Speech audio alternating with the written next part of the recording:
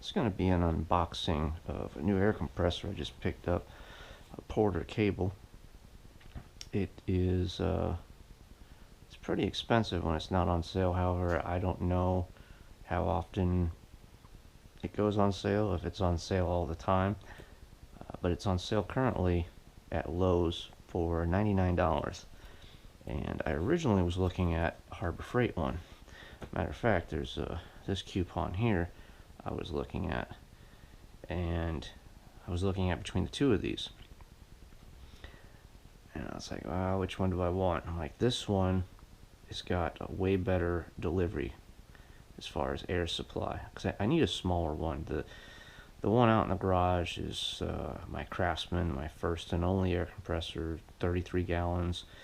I had spent $300 on that, and I got it on sale. It was actually off sale, but the guy gave me the sale price even though it expired just to sell it, which made me fall in love with Sears that much more. That's a shame where they've gone. And it included the air tool kit with it for $300.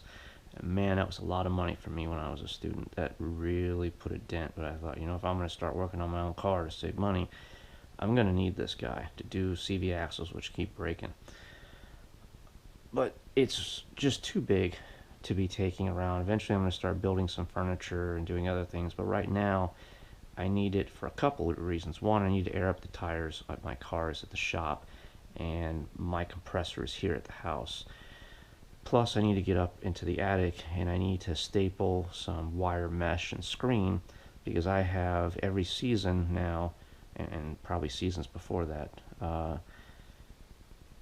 I have mud daubers, hornets come in and build nests in there, and I can't get up in the attic without fear of getting stung to death up there, and nowhere to run, nowhere to hide, and put a nail through my head because there's nails protruding through the ceiling or through my hand, or something awful is going to happen. So they're not up there right now. They've already hatched and left. Now's the time to get up there, patch up the holes, block them out, and keep squirrels and other rodents from getting out there.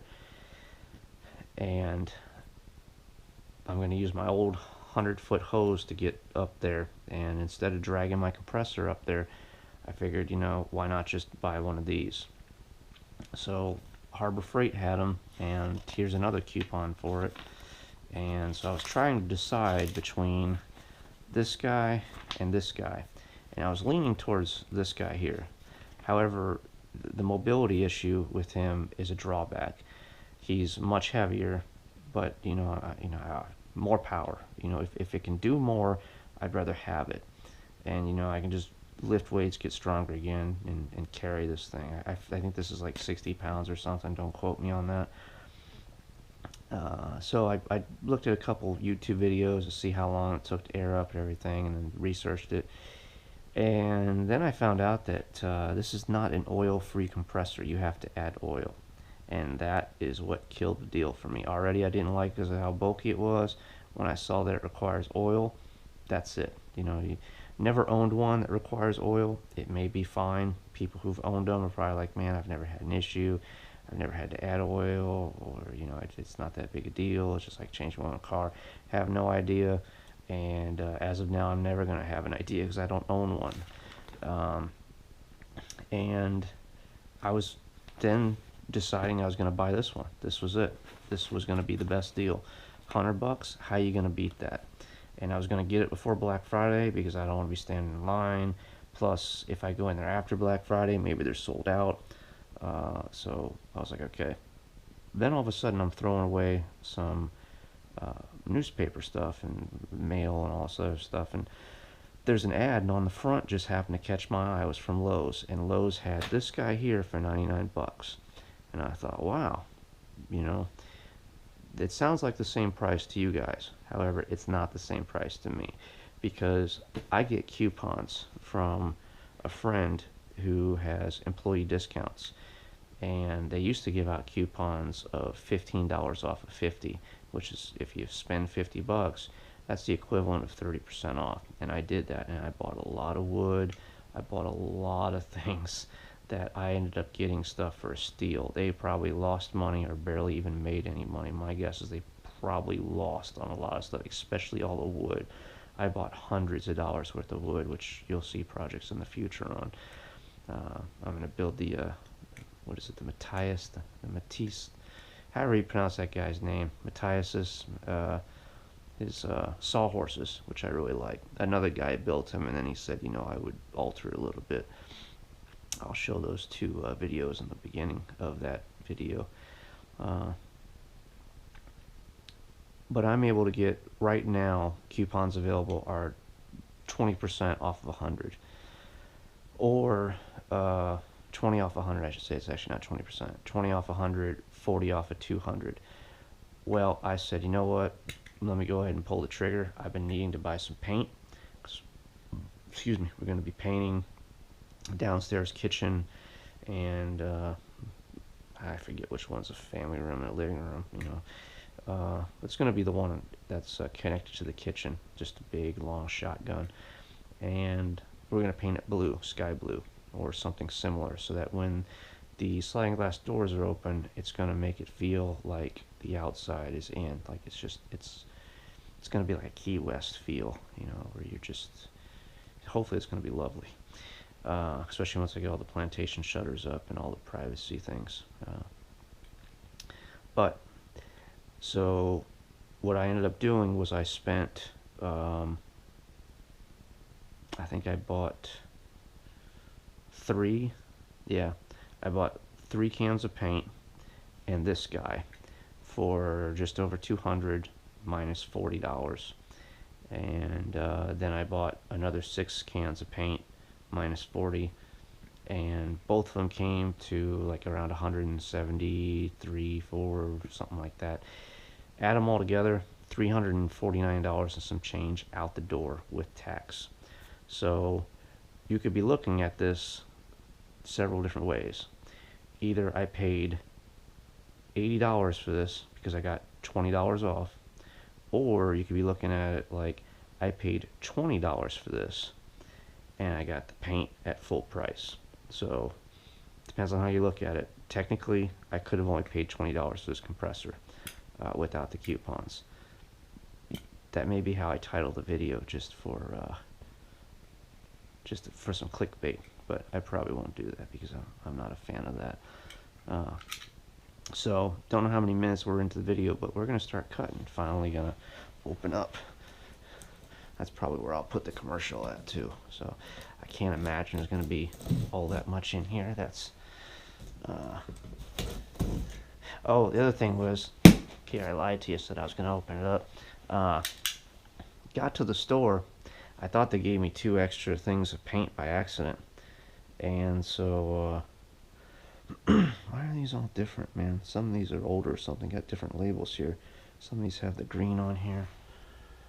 Green Guard, Zero Voc Technology. They both have the same code though, 337956. I suspect some of those are old.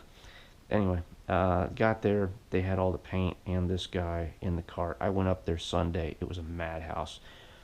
I said forget it, walked right out, and came back today. Took it out to the car, and I thought they gave me 2 extra gallons of paint, so wasn't going to complain. I figured, well, happy Thanksgiving, better to give than receive, and they wanted to give me 2 extra gallons, so I was going to oblige them. And went to put the compressor in the car, and noticed it actually before I left, that the bottom was kind of broken open. Not this one, the other box. And then I noticed when I was getting ready to put it in the car, there's a piece of tape across the top. It's been resealed. That compressor had been open. Now I said forget that, put the paint in the trunk, shut the door, locked the car, took this thing back inside, asked for another one. I said, oh, let me see what I can do. I said, okay, you know, I said, I'm gonna go see if you guys have another one. I said, oh, okay, just leave that one here. You know, so yeah, no problem. So I walked all the way down to the end of the store, found out that they had 4 of them right there, went through them to see which one looked like it sustained the least amount of impact. This one looked the best. You know, they all looked pretty good except for one. And so I grabbed this one, threw it up on top of my shoulder, walked back up there, and manager was trying to tell somebody to get out of the way because they're standing right in my way. It's the narrow aisle, and nobody wanted to pay attention to move out of the way while I'm carrying this thing. Sure felt like more than 35 pounds. I'm very out of shape. Uh, and they, I don't know, they did whatever they needed to do. And she walked me to the door, let me go out, and here it is. I've got it. So that's the problem with when you buy things online. When you show up, they're always trying. Every business is this way. They're trying to give you the stuff that nobody else will take. You know, the stuff that's repackaged. It's old. They've changed models. I had that happen at Advanced Auto Parts when I was getting some glasses that for a UV kit for AC leak detection. So, okay, now we're probably 10 minutes in, I bet, and can't see because GoPro's on my head. And what do we have here? Hopefully it's a compressor.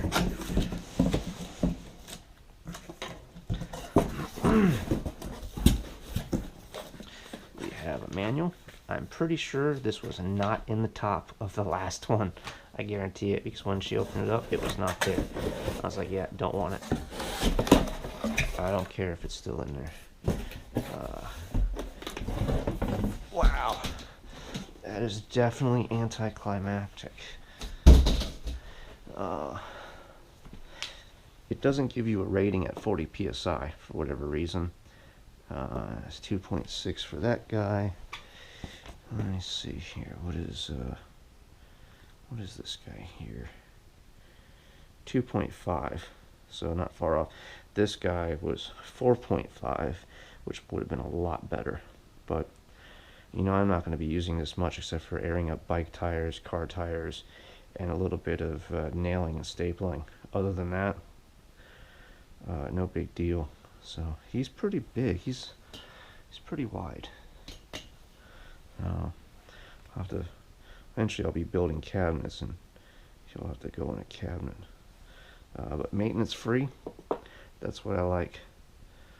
And somebody says it took like 2 minutes to get up to 150 psi. So it takes a while. I'll have to read the manual and see what the break-in is. Let's see, did I get the sticker on straight? They got it on kind of straight, but there's a... Yeah. No, that's not straight. I'll have to try to... Maybe I can get it right here. Because there's a bubble right there. You know, I really wish, like, if you can't put a damn sticker on straight, just leave it in the box. Let the person who bought it put the sticker on.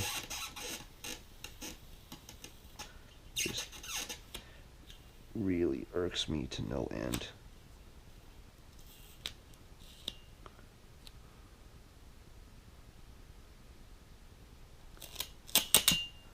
So I'll try to get this thing on straight, like centered too.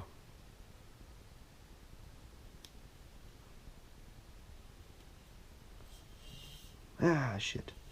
Almost had a success there.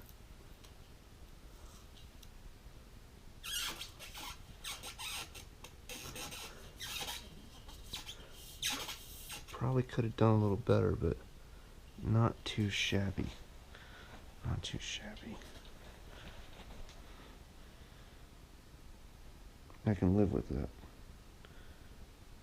Plus, if it's wrong, it's because I made it wrong, not somebody else. So, there. Alright. Well, let's see if there's anything interesting in the manual. Oh my god, look at all these words. Jesus. Probably several different languages.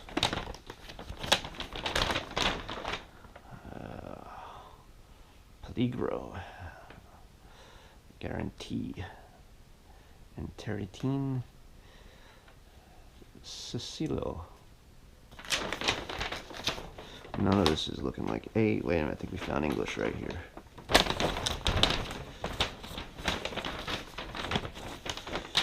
Alright, safety guidelines, blah blah, yakety smackety. What can happen? It is normal for electrical contacts within the motor and pressure switch to spark. Ooh, if electrical sparks from compressors come into contact with flammable vapors, they could ignite, causing fire explosion. That's a good point.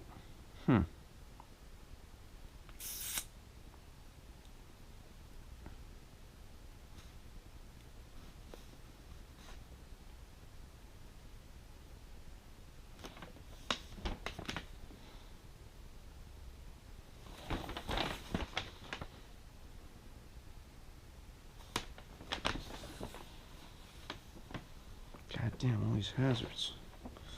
They give you the bore and the stroke, voltage, single phase, it's 15 amps. Wow. Oh, it doesn't mean it's drawing 15 amps, but it could. Oh, here it is. 40 psi, it's doing 3.7. So, what do we have here? We got 3.4 on this one, so it's a little better. And we have 5.5. This one's definitely a much better compressor. Bigger motor. Cubic feet per minute. Standard, that's what the S is for, standard cubic feet per minute.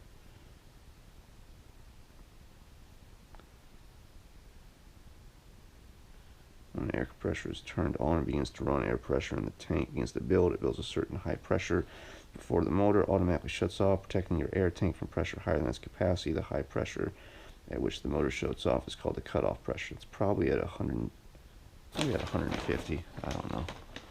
Duty cycle air compressor pump is capable of running continuously. However, to prolong the life of your air compressor, it's recommended that a 50 to 75% average duty cycle be maintained. That is, the air compressor pump should not run more than 30 to 45 minutes in any given hour. You know, to me, that doesn't mean you can run it for 30 minutes and then take a break for 30 minutes. What that means is you can run it every other minute. That's how I see that. Unpacking, remove unit from carton and discard all packaging. Only after I check to make sure it works. Location of air compressor. That's another kind of cool feature this thing has. It's got two connections for air tools. I don't know that I'll ever have two, but you know, maybe I'll have a I don't know. I'd only have one air hose probably, unless I have a coiled one up. So I'm admiring my relocation of my sticker there. Oh, let's see here. Grounding instructions. Voltage center. Operation. Know your air compressor. Read this owner's manual and safety rules before operating your unit. Become familiar with the on-off switch. Yep. Pressure switch. I'm sure it's on there somewhere. Safety valve. That's probably at the bottom down here somewhere. Regulators right here. Cooling system. Doesn't have a cooling system. Air compressor pump. Compressed air into the tank. Working air is not available until the compressor has raised the air tank pressure above that required at the outlet. Drain valve. Actually, that's at the bottom. That's a drain valve. Safety valve is... it might be a combination. I don't know. Check valve. When the air compressor is operating, the check valve is open, allowing compressed air to enter the air tank. When the air compressor releases cutoff pressure, the check valve closes, allowing air pressure to remain inside the air tank. Motor overload protector not shown. The motor has a thermal overload protector. If the motor overheats for any reason, the overload protector will shut off the motor.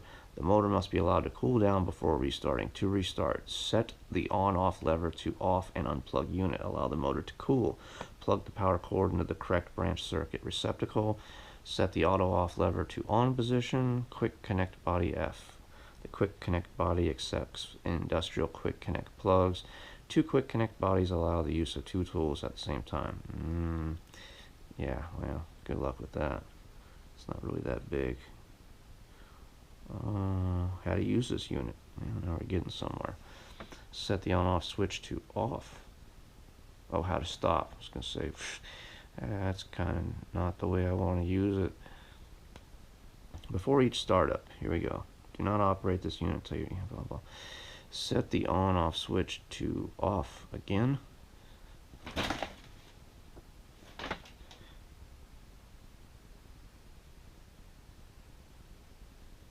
Plug the power cord in the correct branch circuit receptacle.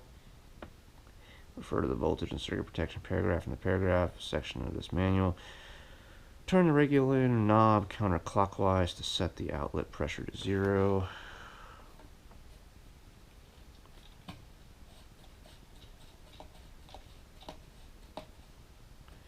Man, I don't want to keep turning that thing. I don't know where it's at.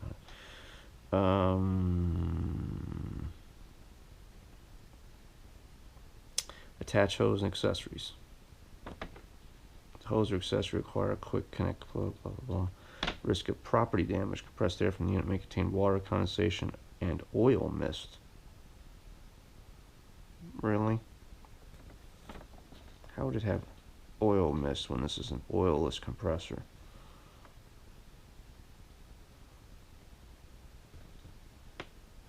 Was there a may in there? Yeah, it may contain. Not in this case, probably.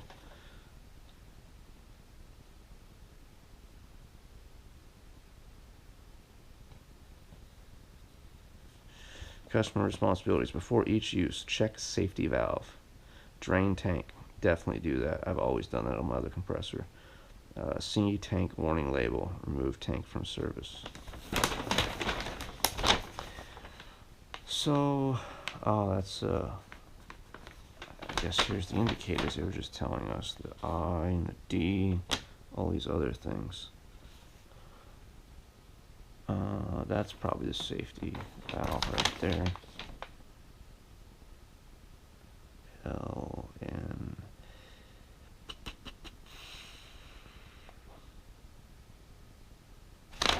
Okay, fascinating. So, yeah, this is the safety valve. Pull that, and it'll pop. There's your drain valve, right there. And that's a nice one. Feels good. My Craftsman, I always had to replace the seal on it. Some white stuff on here. Well, I could fire it up. There's an outlet right there. This sucker's gonna be loud.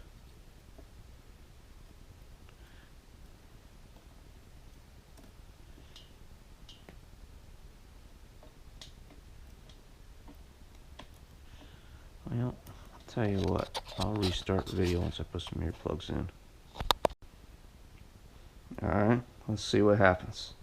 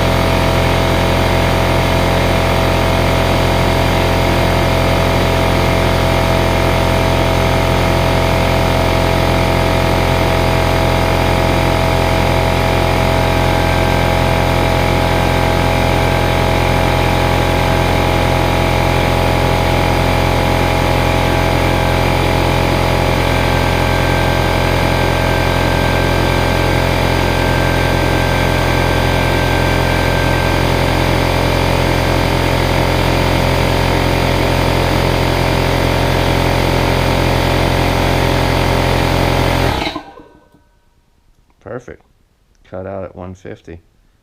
It was probably about 2 minutes too. I started that clock. It's probably over 2 minutes. I don't know. I'll go 2:15 or so. You can definitely tell on the timer from the film. So, well, we'll go ahead and shut this off. We see that that works. Now we can adjust the regulator.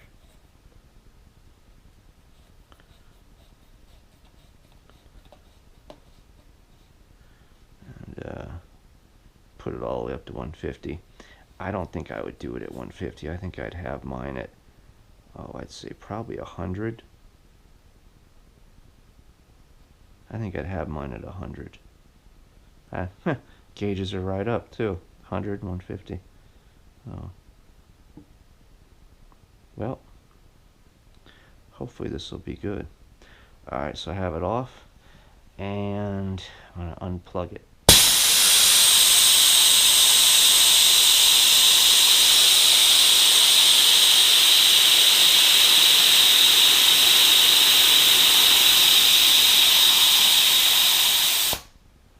And it stops at 60 psi, and I'm going to purge the pump. Turn it off.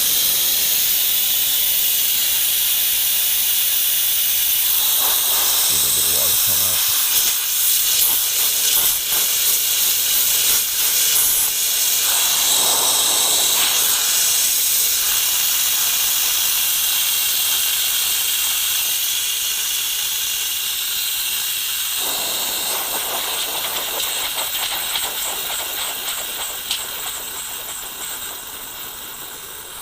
I always unscrew them all the way, and then come back a little bit so that it's not locked. Got some wiggle room. So I'd call that a success. I'm happy. It's not everything I own should have to be Harbor Freight. I think this. I hope this has good reliability. I really do. Or its equivalent reliability as far as this and the Harbor Freight. I'm going to make sure that I do the duty cycle, probably use it for only like a minute, let it rest, minute, let it rest a minute, minute on, minute off. I won't exceed 50% if I'm going to be, doing something that's strenuous where I'm going to need that much volume. I'll have to grab my big compressor, but just shooting some staples in, it's not going to be a big deal. I'm not like using a grinder or something on this thing. So this thing should last a long time because it'll hardly ever see any use. Hopefully I'm happy with it. I'll probably revisit it in a year, tell you what I think about it, if I still have it, and how happy I am with it. So tune in.